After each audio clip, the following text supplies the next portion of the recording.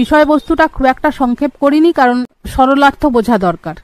মেঘনাদ ইন্দ্রজিৎ, আমি বরাবরই মেঘনাদ ইন্দ্রজিৎ উল্লেখ করছি, কারণ কোনোখানে এমসিকিউতে শুধু মেঘনাদ থাকবে, কোথাও ইন্দ্রজিৎ থাকবে, দুই ব্যক্তি যে একই, সেই জন্য আমি যাতে ছাত্রছাত্রীদের মাথায় বসে যায় মেঘনাদ ইন্দ্রজিৎ, সেজন্য বারবার একই সঙ্গে বলছি। মেঘনাদ ইন্দ্রজিৎ পত্নী প্রমীলার সঙ্গে প্রমোদ কাননে বিহার করছিলেন। এমন সময় ধাত্রী প্রভাসার ছদ্মবেশে লঙ্কাপুরীর রাজলক্ষ্মী দেবী সেখানে উপস্থিত হন। লক্ষ্মী দেবী রাজপুরীর লক্ষ্মী, সেজন্য রাজলক্ষ্মী বলছি। লঙ্কাপুরীর রাজলক্ষ্মী দেবী সেখানে উপস্থিত হন। ইন্দ্রজিৎ সোনার আসন থেকে নেমে এসে তাকে প্রণাম করে সেখানে আসার কারণ এবং লঙ্কাপুরের কুশল সংবাদ জানতে চাইলেন।